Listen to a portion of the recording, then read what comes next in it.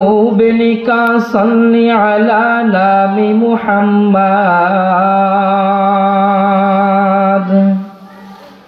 महबूब का सल्ली अला नामी मुहम्मद आँखों के दिखा देने मुझे मक्का मदीना आँखों के दिखा देने मुझे मक्का मदीना मैसूर पे यूसुफ का नहीं चाहने वाले मैसूर पे यूसुफ का नहीं चाहने वाले काश के मानिंदे नहीं आशिक लैला काश के मानिंदे नहीं आशिक लैला आसमान जमीन लौहा कलम चाँद सितारे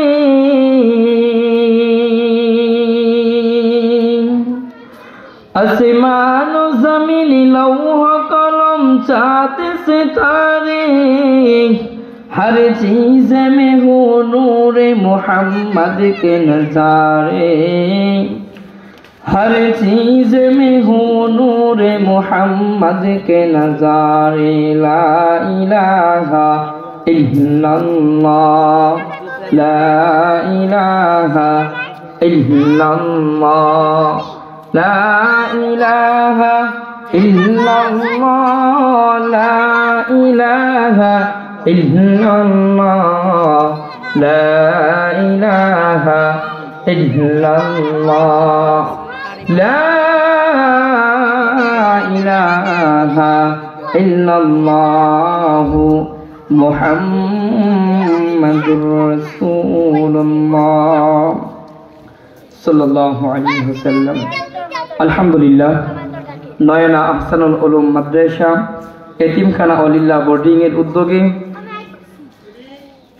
আয়োজিত বার্ষিক ওয়াজ ও দোয়ার মাহফিলে সম্মানিত প্রধান অতিথি দূর দূরান্ত থেকে আগত হযরতে উলামায়ে কেরাম আমার সামনে উপস্থিত শ্রদ্ধেয় ইমাম সাহেবগণ এবং মুরব্বিয়ানে আযম সকলকে আমার সালাম আসসালামু আলাইকুম ওয়া রাহমাতুল্লাহ। ওয়া আলাইকুম আসসালাম ওয়া রাহমাতুল্লাহি ওয়া বারাকাতুহু। আলহামদুলিল্লাহ আজকে এমন একটা মজমার আয়োজন করা হয়েছে যে মজমাটা হলো সবথেকে দামি মজমা যেই মজমাটা হলো সবথেকে উত্তম মজমা যে আল্লাহ পাক রব্বুল আলামিন দুনিয়ার কোনো কিছুর মধ্যেও যদি শান্তি না রাখেন তো আল্লাহর ঘর মসজিদের মধ্যে মানুষ শান্তি খুঁজে পায়। তদ্রূপ এমন ওয়াজ ও দোহার মাহফিলের যে আয়োজনটা করা হয় এই আয়োজনের যে প্যান্ডেলটা করা হয় এর ভিতরে আল্লাহ পাক রব্বুল আলামিনের একটা রহমত থাকে যেই রহমত যেই বান্দা এই প্যান্ডেলের ভিতরে এসে বসে এই বান্দা এই রহমতের ভাগীদার হয়ে যায় বলি সুবহানাল্লাহ সুবহানাল্লাহ। অতএব আমরা আজকে দিন থেকে মাহরুম হয়ে যাচ্ছি আমরা আজকে দিন থেকে দূরে সরে যাচ্ছি আমরা আজকে দিনকে শত্রু বানায়া নিতেছি আর দুনিয়াকে আমরা আপন বানাইতেছি। আজকে মসজিদের ভিতরে মন বসে না আজকে ইবাদতের ভিতরে মন বসে না আজকে দ্বীনের কার্যকলাপের উপরে আমাদের মন বসে না উলামায়ে কেরামের জবানে কুরআন ও সুন্নাহ আলোচনা শোনার জন্য মন বসে না। অতঃপর যদি কোনো গায়ে হলুদের অনুষ্ঠান হয় যদি কোনো কনসার্ট হয় এরকম ভাবে শয়তানের আকড়া যেখানে আয়োজন করা হয় ওই জায়গার মধ্যে মানুষের কোনো অভাব হয় না। এর কারণ হলো আমাদের ঈমান দুর্বল হয়ে যাচ্ছে আমাদের ঈমান কমজোর হয়ে গেছে যার কারণে আমরা দিন থেকে মাহরুম হয়ে যাচ্ছি দিনকে আমরা নিজের চলাফেরা আমল আখলাকের ভিতরে করণীয়তার মধ্যে আমরা পৌঁছাইতে পারি নাই, বরঞ্চ এই দিনকে আমরা শত্রুর রূপান্তর করতেছি। আর শয়তানি যে ইসলাম বিদ্বেষী পথগ্রস্তগুলো কাজ, এই কাজগুলোকে আমরা আপন বানায় নিতেছি।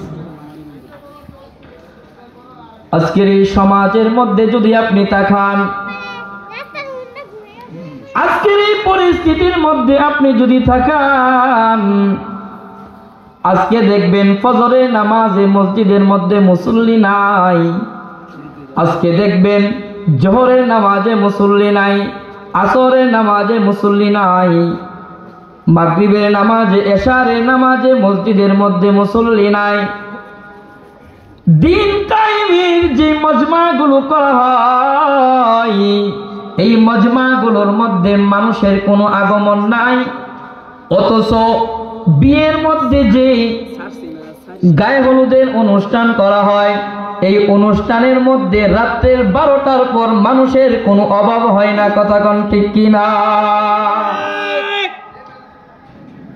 আল্লাহ রাসূল সাল্লাল্লাহু আলাইহি ওয়াসাল্লাম বলেন, দুনিয়া এমন এক পরিস্থিতির সম্মুখীন দাঁড়াবে, মুসলমান এমন এক পরিস্থিতির সম্মুখীন হবে, নিজেকে নিজে মুসলমান দাবি করিবে, নিজেকে নিজে ইমানদার দাবি করিবে, নিজেকে নিজে শেষ নবীর উম্মত বলে জনসম্মুখে দাবি করিবে, কিন্তু তার ভিতরে কোনো সুন্নত থাকবে না, তার ভিতরে কোনো ঈমানের আখলাক থাকবে না, তার ভিতরে কোনো মুসলমানিত্ব প্রকাশ করার অনুভূতি থাকবে না, তার ভিতরে থাকবে পথভ্রষ্টের আখলাক, তার ভিতরে থাকবে দিন থেকে মাহরুম হওয়ার আখলাক, তার ভিতরে থাকবে সুন্নতের খেলাফ।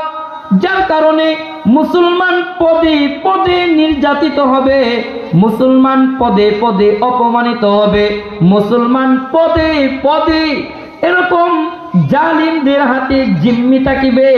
যেরকম আজকের এই সমাজ বিভিন্ন মুসলমান কান্ট্রিগুলো, বিভিন্ন ইসলামিক কান্ট্রিগুলোর দিকে যদি তাকায়, দেখা যায় প্রত্যেকটা কান্ট্রিতে, প্রত্যেকটা মুসলমান দেশে ধাপে ধাপে মুসলমান নির্যাতিত আর নিপীড়িত হচ্ছে। কথা কোন ঠিক কিনা? তার কারণ হলো, মুসলমান যদি তার ঈমানকে কদর করতে না পারে, মুসলমান যদি তার দৌলত, তার সবথেকে সম্পদ শক্তিশালী হাতিয়ার ঈমানকে যদি সেই হেফাজত করতে না পারে, তাহলে তার যে বুনিয়ান খালিদ বিন ওয়ালিদ যেরকম ইসলামের জন্য ঈমানের পাওয়ার দেখাইছেন, এই পাওয়ারটুকু মুসলমানের ভিতরে আসবে না। আর বেদিনগুলো, ওই লাল চামড়াওয়ালারা, পশ্চিমারা মনে করবে মুসলমানরা দুর্বল হয়ে গেছে, মুসলমানরা কমজোর হয়ে গেছে, মুসলমানরা আমাদেরকে ভয় পায়। এইটুকু যে দুর্বলতা, এই দুর্বলতার আশ্রয় নিয়া মুসলমানদের উপরে ঝাঁপায়া পড়বে।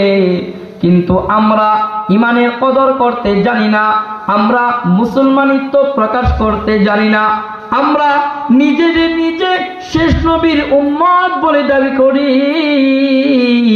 কিন্তু নবীর সুন্নতগুলো আমরা প্রকাশ করতে জানি না। তার কারণ হলো, আমরা মুসলমান দাবি করি, ইমানদার দাবি করি, শেষ নবীর উম্মত দাবি করি, কিন্তু কাজে কর্মে আমরা মুসলমানিত্ব প্রকাশ করি না। এই জন্যে আজকের এই সমাজ, আজকের এই জাতি দুচোখ বলে তাকিয়ে তাকিয়ে শুধু দেখতেছে, আর মুসলমানরা হাহাকার করে মার খাচ্ছে। আজকে যদি আমরা সিরিয়ার দিকে তাকাই, আজকে যদি আমরা ফিলিস্তিনের দিকে তাকাই, ফিলিস্তিনের মুসলমানরা হাহাকার করতেছে, ফিলিস্তিনের মুসলমানরা নির্যাতন নিপীড়িতর শিকার হচ্ছে, কিন্তু প্রতিবাদ করার মতো কোনো ঈমানদার খুঁজে পাওয়া যাচ্ছে না। কিন্তু আজকে যদি আমাদের ঈমান মজবুত থাকতো, আজকে যদি আমাদের ঈমান বলিয়ান থাকতো, তাহলে আমাদের হুঙ্কারে ওই বাতিল শক্তি আমাদের সম্মুখে দাঁড়ানোর কোনো সাহস পেত না। এই জন্যে মুসলমানদেরকে বলবো, এ আমার পেয়ারে বন্ধুরা, এ আমার মহব্বতের ভাইরা, এ আমার যুবক ভাইরা, নিজের ঈমানকে জাগিয়ে তুলুন, নিজেকে নবীর সুন্নতের উপরে ধাবিত করুন, নিজেকে আল্লাহ পাক রব্বুল আলামিনের হুকুমতের উপরে অটল করুন। নিজের শক্তির দ্বারাতে, নিজের ক্ষমতার দ্বারাতে সমাজ থেকে ইসলাম বিদ্বেষী কাজগুলোকে সরাইয়া দেন।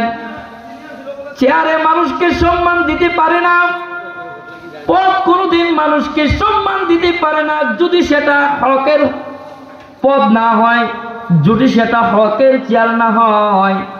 আমরা যদি পিছনের দিকে তাকাই, বিগত 1700 বছর যেই সরকার তাদের ক্ষমতার দাপট একভাবে জনসম্মুখে চাপিয়ে দিয়েছে, নিজের সম্মানকে প্রতিচ্ছবি করার চেষ্টা করেছে, সময়ের ব্যবধানে আজকে তারা বাংলার জমিন থেকে আস্তে আস্তে মুছে যাচ্ছে। এই জন্যে ভাই, পদের মধ্যে কোনো সম্মান নাই, চেয়ারের মধ্যে কোনো সম্মান নাই। আপনি যদি সম্মান খুঁজেন, নবীর সুন্নতকে তালাশ করেন।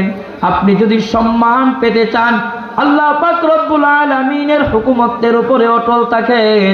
আপনি যদি সম্মান অর্জন করতে চান, মুসলমান বলে নিজেকে দাবি করেন, আপনি নিজের মুসলমানিত্ব জনসম্মুখে প্রকাশ করেন, আমার মাওলা দুনিয়াতেও আপনাকে সম্মান দিবে, আখিরাতেও আপনাকে সম্মানের মর্যাদা দান করিবে।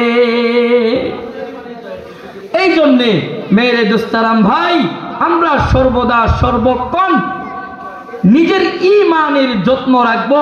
আমার ঈমানকে হরণ করার জন্য বিভিন্ন ইসলাম বিদ্বেষী এজেন্সি, বিভিন্ন এরকম পশ্চিমাদের চক্রান্ত নানা রকম ভাবে চেষ্টা করতেছে মুসলমানের ঈমানকে হরণ করার জন্য। আজকে যুবকদেরকে দিন থেকে মাহরুম করা হচ্ছে, দিন থেকে মুখ ফিরাইয়া তাদেরকে পথভ্রষ্টর দিকে অগ্রসর করতেছে। কারণ জানে যে মুসলমানদের ইতিহাস খুব কঠিন ইতিহাস। একবার যদি মুসলিম উম্মার যুবকরা নারায়ে তাকবীর বলে জেগে উঠে, তো এই ভ্রান্ত ইসরায়েল নামক যে নাশকতার গোষ্ঠী, তারা পৃথিবীর জমিনে তাদের কোনো অস্তিত্বও খুঁজে পাবে না।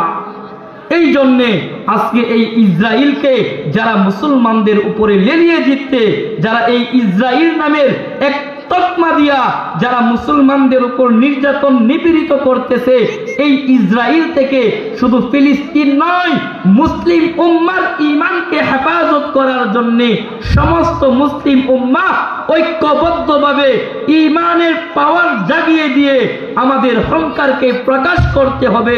আল্লাহ নবীর সুন্নতের উপরে আমাদেরকে যত্ন নিতে হবে এবং এই ঈমানের পাওয়ারে বেদিন বিধর্মীদেরকে আমরা এই পৃথিবীর জমিন থেকে মুছে দেওয়ার এরাদা করতে হবে। তবেই না আমরা প্রকৃত ঈমানদার, প্রকৃত মুসলমান, প্রকৃত শেষ নবীর উম্মত বলে নিজেকে আমরা আল্লাহ পাক রব্বুল আলামিনের সম্মুখে স্বীকার করতে পারব। এই জন্যে ভাই,